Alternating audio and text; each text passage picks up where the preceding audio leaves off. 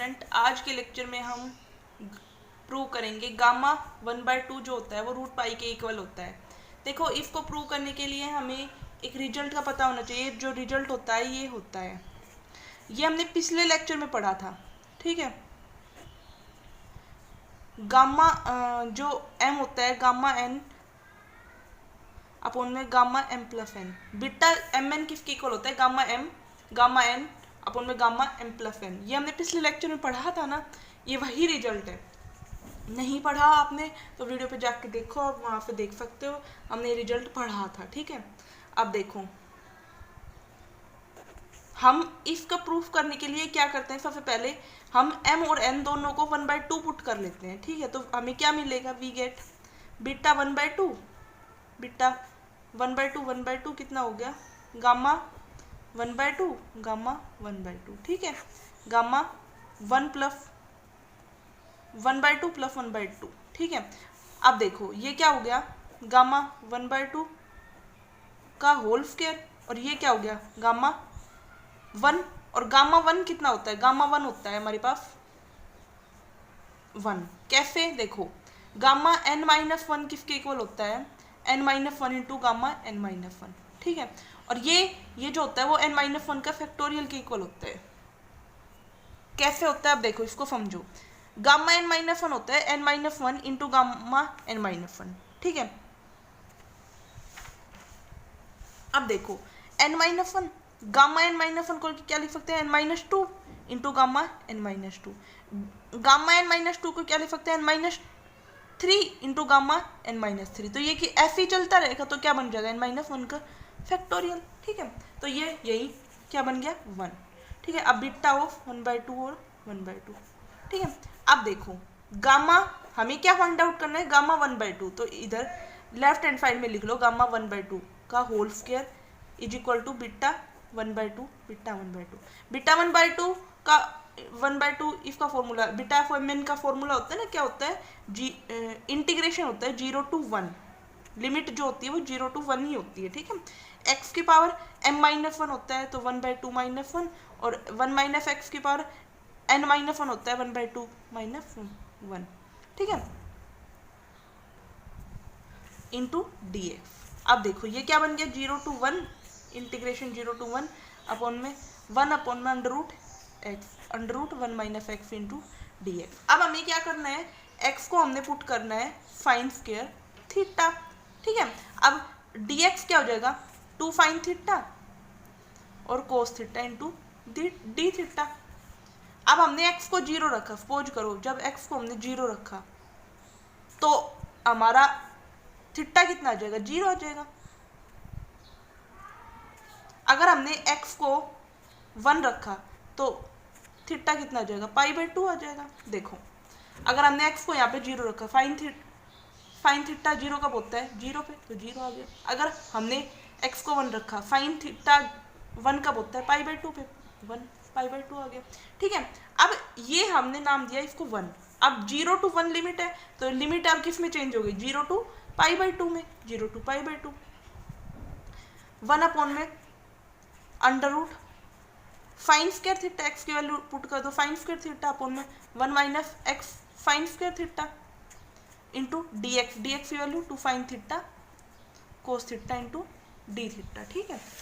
अब गामा 1/2 का whole square किसके इक्वल है? इंटीग्रेशन 0 to पाई, देखो ये इसके इक्वल है। फाइन यहाँ पे क्या हो जाएगा? 1/अंडर रूट साइन स्क्वायर थीटा है ना, तो ये क्या हो जाएगा? साइन थीटा, ठीक है। और ये क्या हो जाएगा? कोस थीटा, ठीक है। ये कोस थीटा हो गया। 2 sine theta cos theta into d theta, यही है ना? अच्छा जी, आगे चलिए, ये पूरा इससे कट जाएगा, तो ये क्या बन गया? 2 इंटू डी थीटा। 2 कॉन्स्टेंट है, बाहर ले लो, 0 to π/2 डी थीटा 2।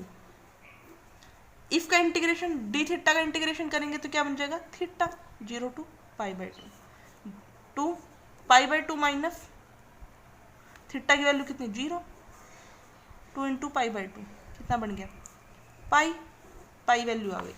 गामा 1/2 का होल स्क्वायर किसके इक्वल आ गया? पाई का। अब इसको रूट को इधर ले लेंगे, गामा 1/2 किसके इक्वल हो गया? रूट ऑफ पाई। ये हमारा हमें प्रूव करना था, ये प्रूव हो चुका है। ठीक है, अब आगे देखो हमें क्या करना है, मैं नेक्स्ट ये क्वेश्चन करा रही हूँ आपको। इसमें क्या करना है, हम इवेलुएट करना है इसकी वैल्यू क्या आएगी। और इस पर बहुत क्वेश्चन आते हैं और बहुत इंटरेस्टिंग है ये फॉर्मूला। देखो इसको ध्यान से देखो, बहुत मतलब इंटीग्रेशन जो है आसानी से फॉलो हो जाएगा इस फॉर्मूले की वजह से आपके। देखो इंटीग्रेशन 0 to π/2 दे रखा है और फाइन की पावर कुछ दे रखी है, p दे रखी है, जो p है वो -1 से बड़ी होनी चाहिए। और q दे रखी है, कोफ की पावर जो है वो q दे रखी है और q भी -1 से बड़ी होनी चाहिए। तो इसका प्रूफ कैसे करिए, इसके लिए फॉर्मूला निकालेंगे हम। कैसे करते हैं इसको, सबसे पहले इस इंटीग्रेशन को हम i मान लेते हैं। ठीक है, देखो हम i मान के करते हैं आगे। ठीक है, हमने सबसे पहले इसको i मान लिया। अब हम क्या करते हैं, p जो पावर है उसको थोड़ा सा हम p-1 लिख देते हैं। एक पावर इसमें से निकाल के अलग लिखेंगे, q-1 लिख देते हैं x, फाइन x कोस x इंटू dx। ठीक है, इन दोनों को हम इकट्ठा कर लेते हैं। अब हम क्या कर रहे हैं आगे देखिए,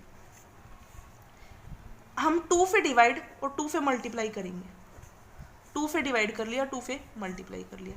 कोफ हमने 2 से डिवाइड किया और 2 से मल्टीप्लाई कर लिया। ठीक है, अब हमने ये किया है।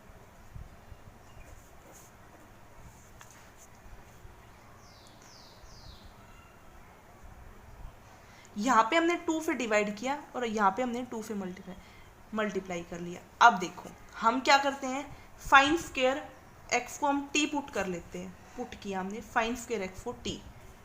अब फाइन स्क्वायर x को अगर t पुट किया तो 2 फाइन x कोफ x क्या बन गया, dx dt बन गया।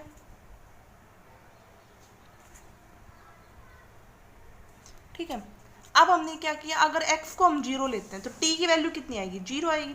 अगर हमने x को π/2 लिया तो t की वैल्यू कितनी आ गई, 1 आ गई। ठीक है, ये दोनों स्टेप समझ में आ गए, लिमिट है ये तो आपको आती होगी। अब देखो हमने इस इक्वेशन को फर्स्ट इक्वेशन नाम दे दिया। ठीक है, अब ये सारी वैल्यू हम फर्स्ट इक्वेशन में पुट कर देते हैं। फ्रॉम फर्स्ट वी हैव, हमें क्या मिला फर्स्ट इक्वेशन पे, देखो हम क्या करते हैं, फ्रॉम फर्स्ट पे वी हैव आई हमने 1/2 इंटीग्रेशन 0 to 1 हो जाएगा। अब लिमिट 0 to 1 हो जाएगी। अब इसको हमने क्या मानना था, फाइन स्क्वायर x को, ये सब x में आएगा ना। ठीक है, इसको हमने माना था t, तो ये क्या होगा, t की पावर p-1/2 और यहाँ पे क्या हो गया 1 माइनस t की पावर q-1/2 इंटू dt। इसको हमने 1 माइनस टी क्यों लिखा, तो इसको 1 minus fine square T Q इसकी पावर लिख दिया, q-1/। अब ये क्या है 1/2, ये क्या है t, तो इसके हमने डाल दिया। तो हम इसको इस तरीके से लिख सकते हैं इंटीग्रेशन को।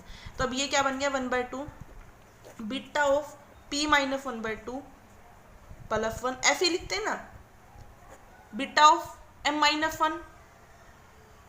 देखो बीटा ऑफ mn को हम लिखते हैं ना कि बीटा इंटीग्रेशन 0 to 1 x की पावर m-1 लिखते हैं, पावर कम होती है ना, तो ऐसे ही हमने यहाँ पे एक ऐड कर दिया।